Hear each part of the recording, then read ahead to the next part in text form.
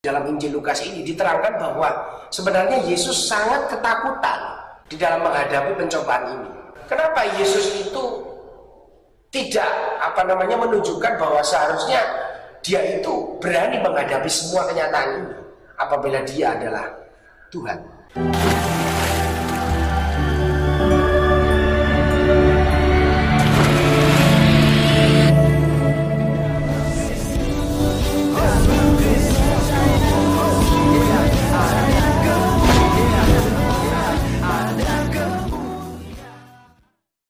Salam Elechem Bisem Yeshua Hamasiah. Salam damai sejahtera di dalam nama Tuhan Yesus Kristus untuk kita semua. Teman-teman sekalian, pada video kali ini kita akan menanggapi seorang mu'alaf, di mana dalam videonya ini dia mengatakan bahwa Yesus Kristus itu bukan Tuhan ya.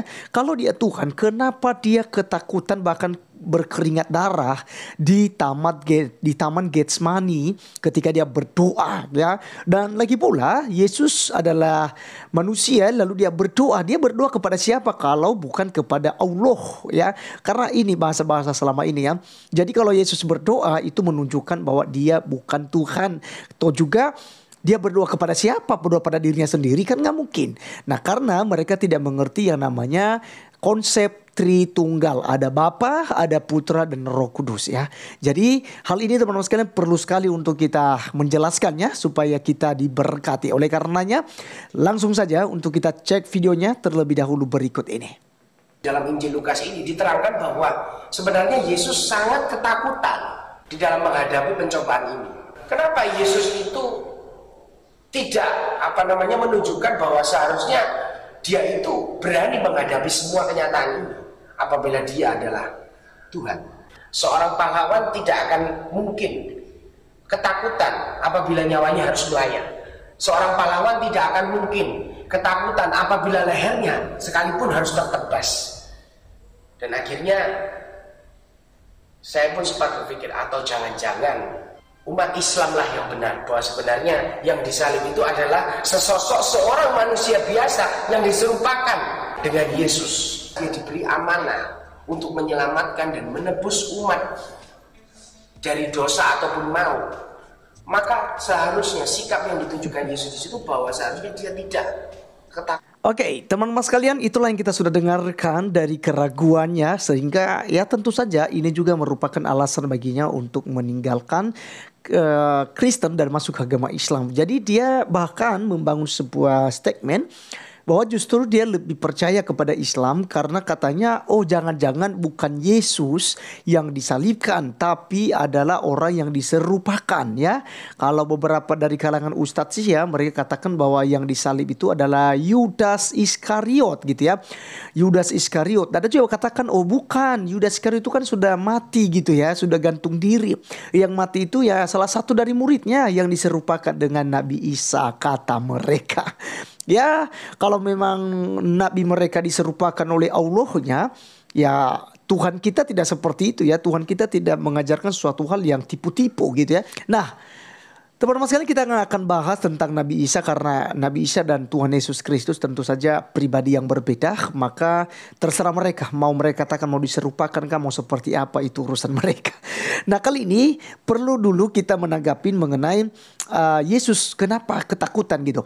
Apakah kematian Tuhan Yesus Kristus di atas kayu salib itu adalah sebuah ketakutan ya yang yang dialami oleh manusia pada umumnya. Jadi takut, misalnya kita takut setan sampai gemetaran gitu ya. Kan kita bisa mungkin kencing celana karena rasa takut seperti itu ya. Apakah ketakutan Yesus pada waktu itu seperti itu? Ya, nanti kita akan bahas teman-teman sekalian ya.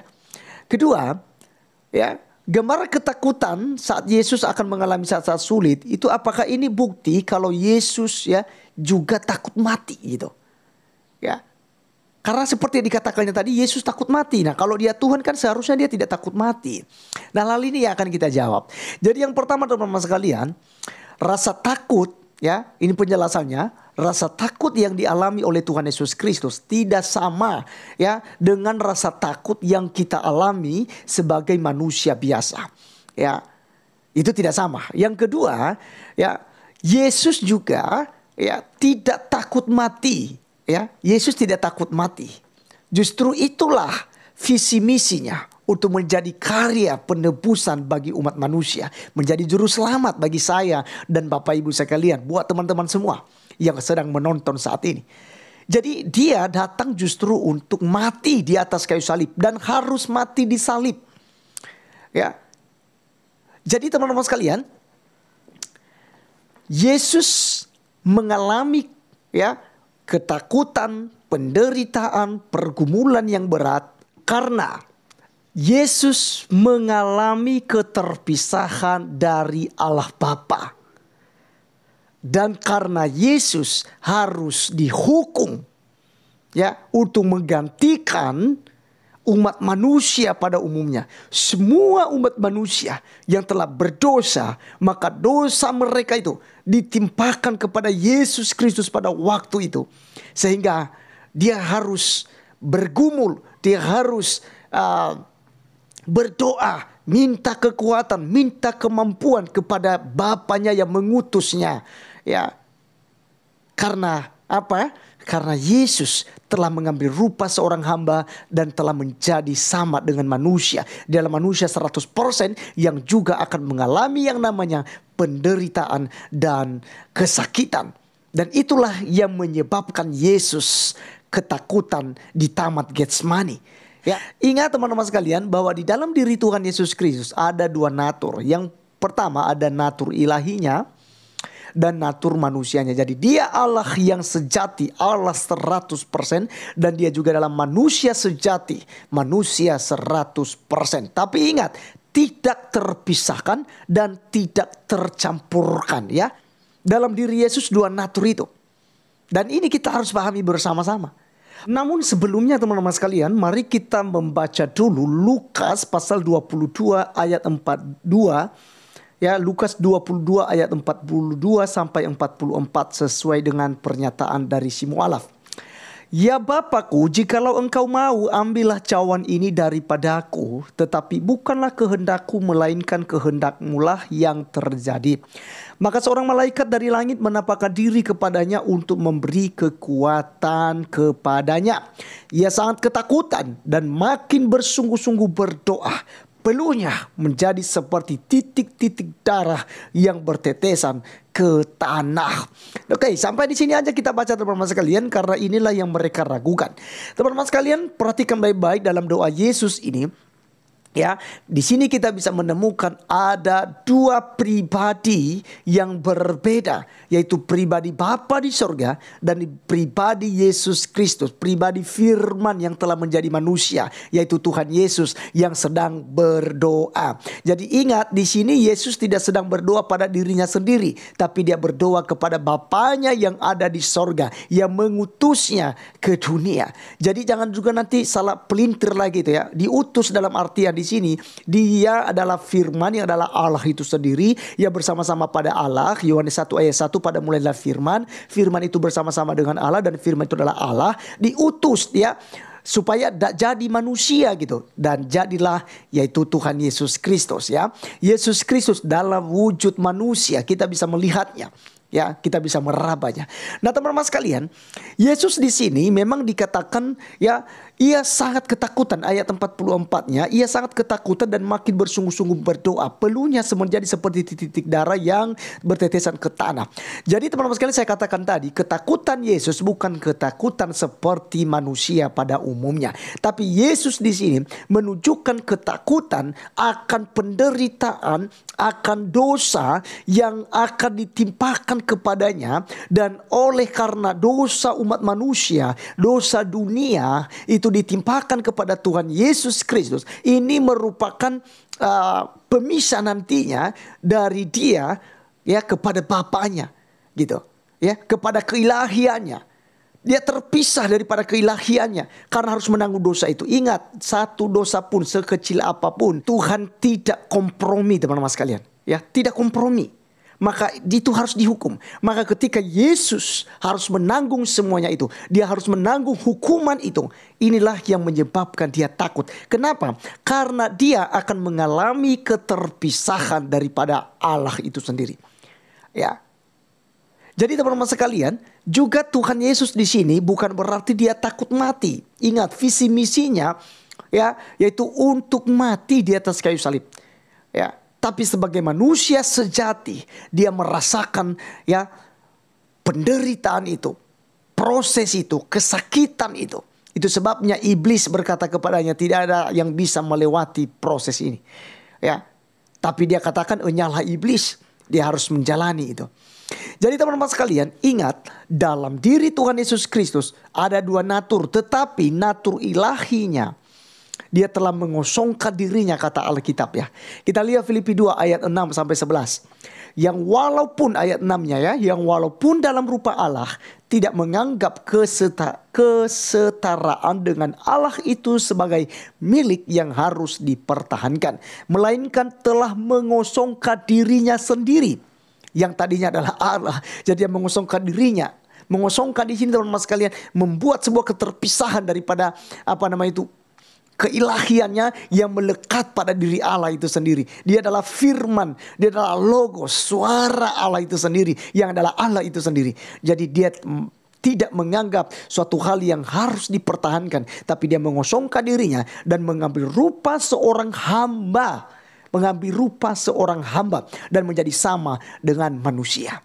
Jadi dia sendiri yang berinisiatif untuk mengambil rupa seorang hamba. Dan dalam keadaannya sebagai manusia, ia telah merendahkan dirinya dan taat sampai mati. Bahkan sampai mati di kayu salib. Itulah sebabnya Allah sangat meninggikan dia dan mengaruniakan kepadanya nama di atas segala nama. Supaya dalam nama Yesus bertekuk lutut segala yang ada di langit dan yang ada di atas bumi dan yang ada di bawah bumi. Dan segala lidah mengaku Yesus Kristus adalah Tuhan bagi kemuliaan Allah Bapa. Nah, jadi teman-teman sekalian, di sini kita bisa menarik sebuah kesimpulan bahwa Yesus Kristus bukan sedang ketakutan, bukan sedang takut mati yang dia alami, perasaan ya yang dialaminya di Taman Getsemani, tetapi karena Yesus mengalami keterpisahan daripada Allah itu sendiri, dia membatasi dirinya. Dia yang tadinya adalah Allah harus mengalami keterpisahan, dan itu terbukti ketika dia di atas kayu salib. Dia katakan, Eli Eli lama sabachthani, Allahku Allahku, mengapa engkau meninggalkan aku? Karena Allah meninggalkannya karena hukuman dosa yang ditimpakan kepadanya. Karena apa? Karena dia menanggung dosa dunia, dosa umat manusia. Siapapun Anda, Yesus telah menanggung dosa Anda. Itu sebabnya Allah harus meninggalkannya. Itu sebabnya Allah yang meninggalkan kemanusiaannya itu, yang tadinya dia bisa melakukan apa saja, tapi karena ada keterpisahan daripada Allah, maka dia yang adalah sosok manusia sejati harus merasakan penderitaan itu, harus merasakan penghukuman itu di atas kayu salib. Dan inilah yang membuat Yesus ya bergumul, berdoa. Dan di sana dikatakan malaikat memberikan kekuatan kepadanya. Karena dia lebih rendah daripada malaikat, maka malaikat diutus oleh Tuhan itu sendiri, yaitu Allah Bapa, ya, untuk memberikan kekuatan baginya supaya dia mampu untuk mengambil rupa seorang manusia sejati itu dan harus ya siap menderita sampai mati di atas kayu salib. Ya. Jadi teman-teman sekalian, ketakutan Yesus Kristus menuju salib jelas dia tidak takut pada penderitaan atau kematian. Ya. Karena Yesus sendiri justru mengajarkan kepada kita supaya kita pikul salib, supaya kita tidak takut mati, ya. Tapi justru kita harus berani, ya, untuk menghadapi segala resiko demi Injil Kristus. Bahkan Yesus mengatakan, dialah jalan, kebenaran dan hidup. Tidak ada seorang pun yang datang kepada Bapa di sorga kalau tidak melalui Yesus. Bagaimana mungkin dia harus takut padahal dia adalah Tuhan itu sendiri. Jadi teman-teman sekalian, buat mualaf tadi, silakan jika Anda mau percaya bahwa Yesus itu tidak mati di salib, tapi Anda percaya kepada Nabi Isa yang diserupakan, yang lahir di bawah pohon korma, yang bukan Tuhan, tidak disalib tapi diserupakan, ya. Silakan Anda percaya dengan itu. Tapi ingat, kami tetap percaya kepada Tuhan Yesus Kristus. Maka hargailah iman kami, ya. Dan kami juga akan menghargai keputusan Anda yang telah memilih meninggalkan kasih karunia Allah. Karena Jika tidak percaya kepada Tuhan Yesus Kristus, ini perspektif kekristenan, maka Anda akan binasa. Ya. Karena begitu besar kasih Allah akan dunia ini, sehingga Ia telah mengaruniakan anaknya yang tunggal, yaitu Tuhan Yesus Kristus, supaya setiap orang yang percaya kepadanya tidak binasa, melainkan beroleh hidup yang kekal. Terima kasih teman-teman sekalian. Sekian video kali ini. Sampai ketemu di video berikutnya. Tuhan Yesus memberkati. Salam.